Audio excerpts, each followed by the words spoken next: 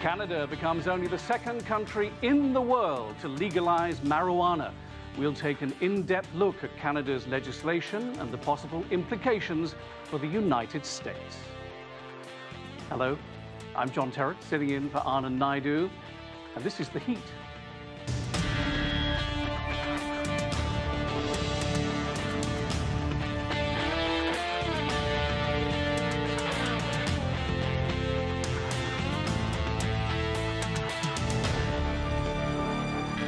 Canada recently became the first industrialized nation in the world to legalize marijuana for recreational purposes. The policy change is a reflection of strong public support, and it fulfills a campaign pledge of Canadian Prime Minister Justin Trudeau, who's acknowledged marijuana prohibition does not work. Several other countries are considering following Canada's lead, but have signed international drugs treaties that forbid the sale of recreational marijuana. Let's begin with this report from CGTN's Karina Huber in Toronto. Come this October, marijuana will be legal for recreational purposes all across Canada. Each of its 10 provinces and its 3 territories will decide for themselves how to roll out the new law, making decisions on the minimum age and whether the private sector or the government will be responsible for distribution. It is absolutely not our intention at this time to move forward on legalization of all drugs. We're very much focused on the control and legalization of marijuana because the current system is not working. Canadians overwhelmingly support the decision to legalize cannabis for recreational purposes. But there's one snag. It violates the 3 international drug treaties it has signed. Those United Nations conventions restrict signatory countries from selling drugs, including marijuana, for recreational purposes. The International Narcotics Control Board, or INCB, that regulates compliance with the treaties could impose minor sanctions against Canada, but lawyer Andrew Bernstein doubts it will. The only country that's ever been sanctioned under these treaties is Afghanistan with respect to its poppy trade. So, we're not really on the same scale here. We're not exporting heroin around the world. We're just legalizing cannabis for domestic use. Uruguay legalized recreational marijuana, and the INCB didn't sanction them. Legal scholars like Rujin Habibi say perhaps the biggest problem with non-compliance is it weakens the whole notion of international treaties. You're chipping away at a system that's already being jeopardized from other quarters, from other countries, and it certainly doesn't help promote the rule of law on an international scene. Canada could withdraw from the treaties and then reapply with a marijuana exemption, but there's no guarantee it would be readmitted. Bernstein says it's better for Canada to stay in the treaties, even if not fully compliant. There's lots of things that Canada and Canadians are still very supportive of, like prohibition of, cocaine, opium-related drugs, things like that, and stopping international trafficking of those kinds of drugs. How the international community reacts to Canada's new law will be closely watched. Many other countries are considering legalization of marijuana too, but are leery of running afoul of their international commitments. Karina Huber, CGTN, Toronto. And now there's much to discuss with our panel, as you might expect. Joining us from Toronto is Jodie Emery. She's a cannabis rights activist who was fined and placed on probation for operating illegal dispensaries in Canada. From Vancouver, Jeremy Zaffron is a journalist who created the Green Scene podcast and exclusively covers the cannabis industry. From Sacramento, California, we're joined by Carla Lowe. She's the founder of Citizens Against Legalizing Marijuana. And in the studio with me, Sanho Tree is a fellow at the Institute for Policy Studies and the director of its Drug Policy Project here in Washington, D.C. Welcome to all of you. Jeremy, to you first of all. What is the Cannabis Act in Canada? C-45, they call it. What does it do? Well, on the surface, well, essentially, it is here to. Sorry, Jeremy. Yes. No, I'm sorry. Sorry, Jodie. Sorry, my dear. No, essentially, it is legalization. It's a 400-page document that, let me tell you, dropped last Friday. It took a little bit of time to get through over the weekend. But essentially, it allows us to regulate cannabis sales in the country of Canada. And it's very important to say that for recreational use and try to get minors' hands off of what is out there currently. There's a lot of yellow tape involved in these regulations.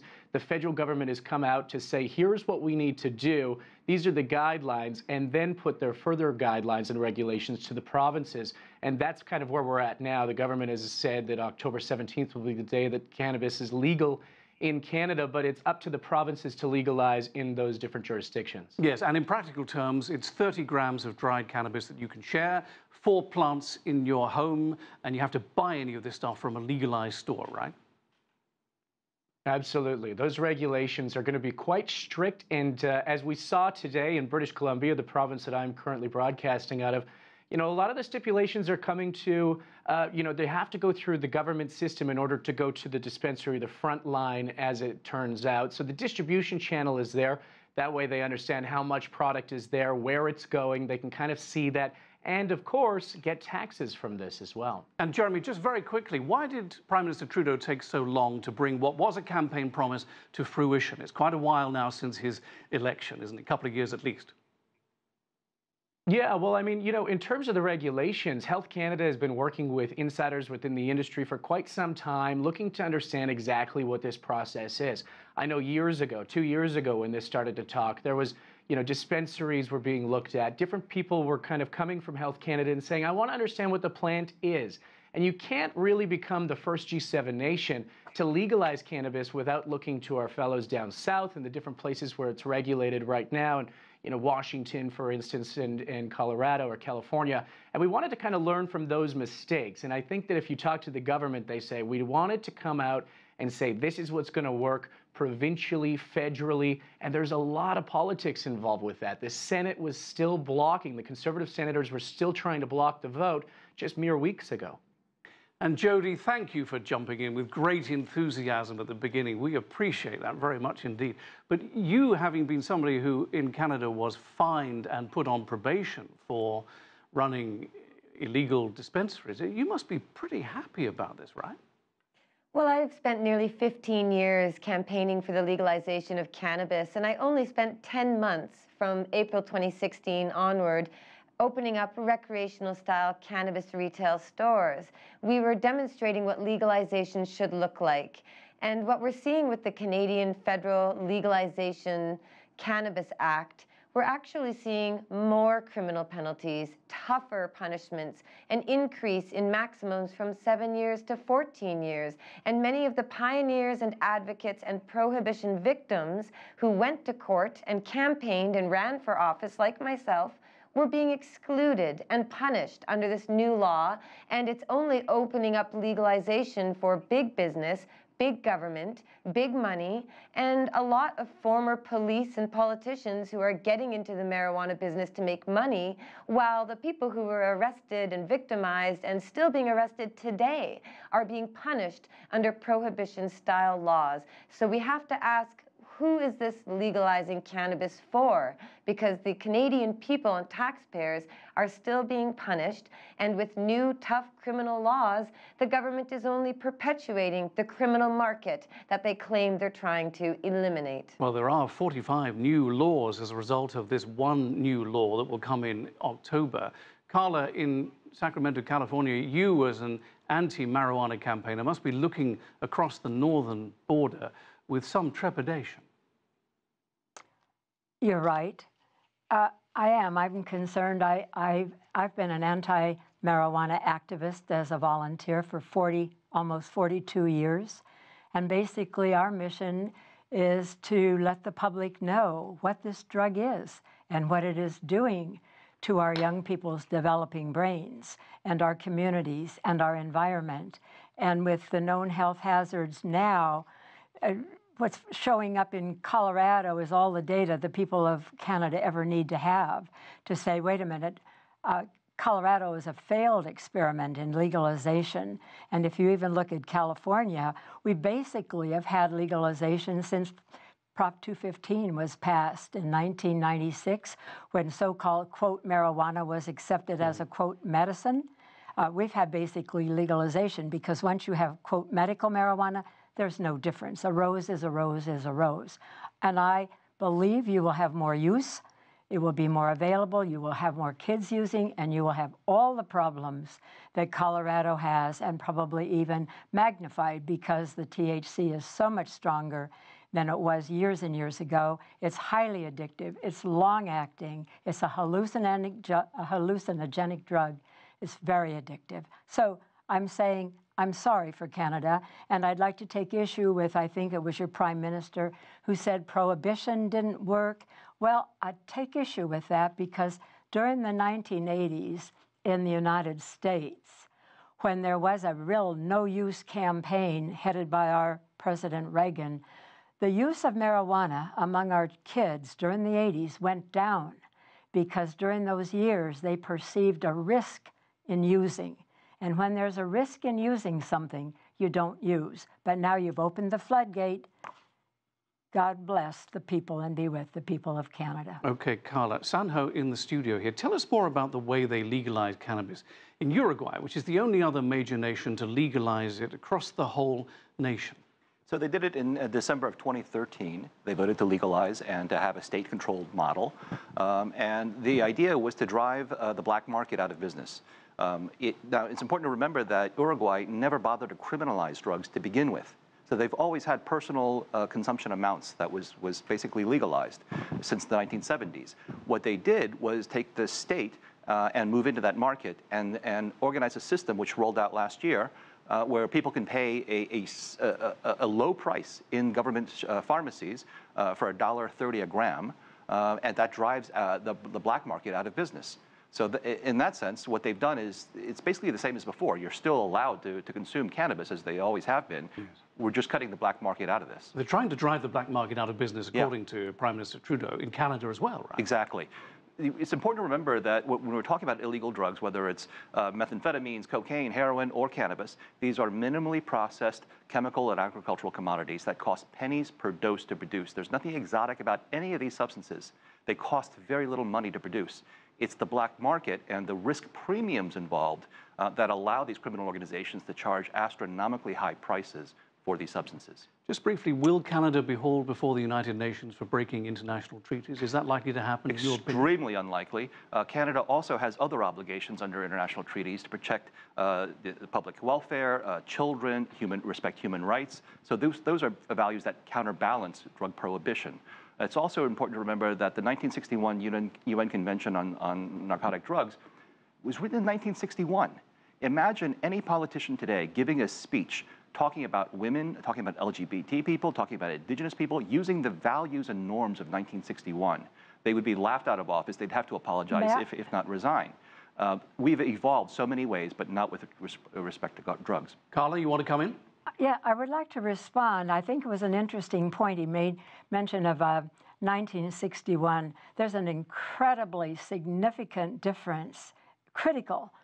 The marijuana, the THC level, and that's the fat-soluble ingredient in cannabis, THC, tetrahydrocannabinol, that's what gets you high.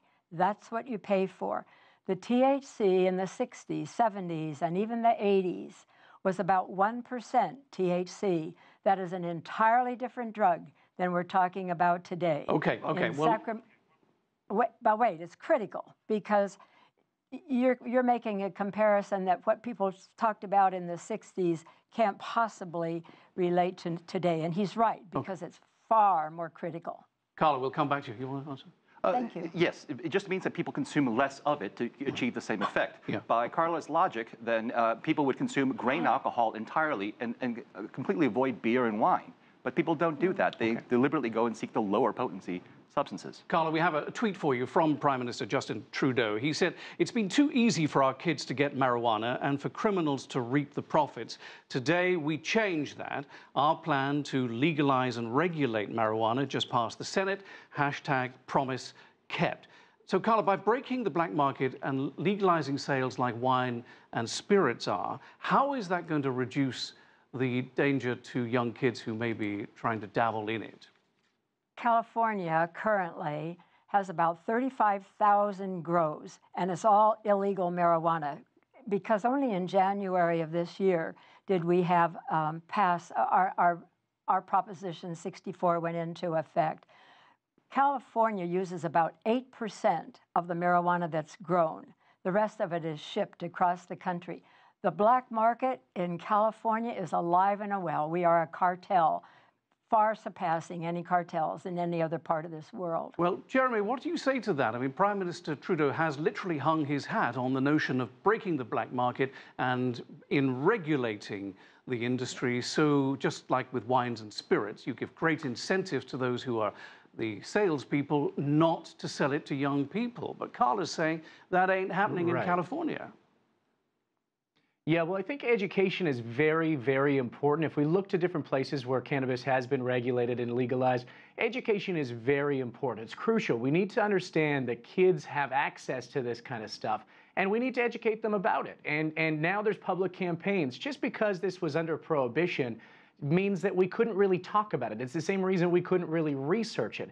And going back to that notion of high THC counts, it's worth noting that the Canadian legalization legislation that's come out does not regulate THC content within the dry herb itself. So you can have pretty high dose THC. Well, that's a good point. Edibles won't be legal in Canada for a year. Yeah, edibles and vaporizers won't be legal in Canada for at least a year. That's what they're saying, or within a year. But yeah, no, I think that yeah. Just because you said you're educating is so important. Just for a fact, for your listeners, your viewers, the street pot in Sacramento, where I am today, is 20 to 25% THC.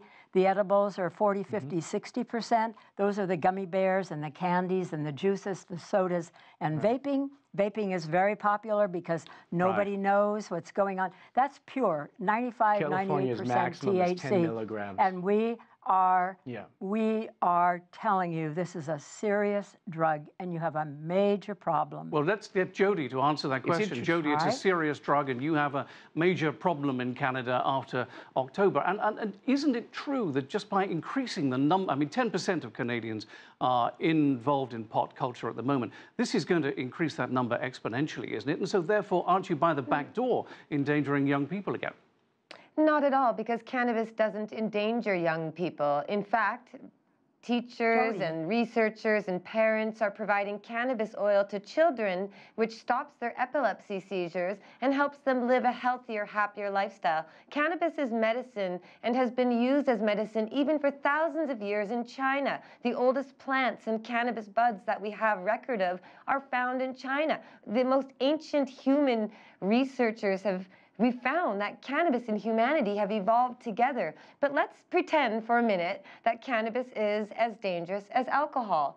Well, tougher laws don't make it... way more dangerous because it's not, but let me please finish. It's what I'm going to say, Jodie. It stays what I'm going in the to brain say to you right now is that a lot of professionals and experts and business people are very successful and use cannabis on a regular basis. I myself have used it quite frequently today and every day. And what I want to point out is even if you're right that cannabis is dangerous and deadly and kills people, tough laws do not prevent it. Tough laws do not make it safer. Harsh criminal penalties and restrictive prohibitive regulations only increase the risk involved in being engaged with it. As we heard Sandho say, that it's pennies per gram to produce this plant. But when the government increases the penalty and the risk, they increase the reward. And when you increase the risk-reward, you get unsavory, dangerous people involved. And good people will say, I'm not willing to go to jail for 20 years, but a gangster will say, thank you, government, for increasing the price of this plant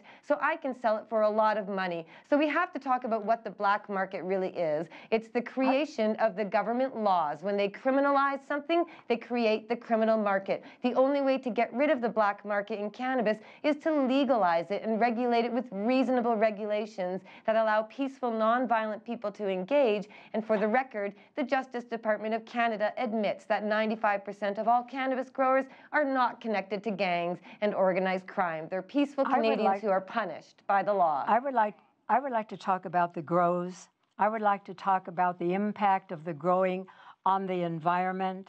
Prohibition problem. Please listen. This is absolutely critical. If you don't care about what the marijuana is doing to our kids' developing brains or the increase in accidents, the drug drivers. Listen, please, to what's happening to the environment. I encourage you to Google silent poison and look at the study that's been done in the county next to mine, where they document the devastation of the pesticides and the rodenticides and the products that are used by the growers. Which is why we're regulating. And it's a prohibition problem. It's a prohibition problem, not a cannabis problem. It's a plant. The carbofuran that's being used is highly toxic, highly illegal. It's known that 1/8 of a teaspoon will bring down a 300-pound bear. And if you're not concerned about the contaminants on the marijuana, and by the way, 20 out of 20 samples of medical marijuana in the Sacramento area were found to be full of contaminants. But do you realize the water shed, the water into which these products are pouring? This is the water that in California, Northern California, where I am, is feeding the watersheds of the state. So be wary of the grows is my important message, and the impact to the environment and to the rescuers and the responders who to go in to enforce the tight laws you're going to have. Carla, thank you for that message. Yes, Jeremy, one of the most pressing issues, certainly after this law comes in October, is the fate of Canadians who already possess criminal records for possession. What action would you like to see done for those people? Well, for a number of years, I've been asking for... oh, I'm sorry, I mix up Jodie and Jeremy.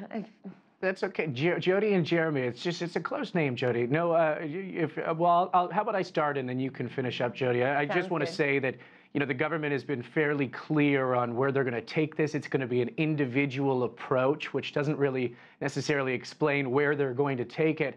But as Jodie did mention, there's a lot of this kind of Bill Blair, the guy that was running our legalization efforts within Canada, used to be the Toronto police chief.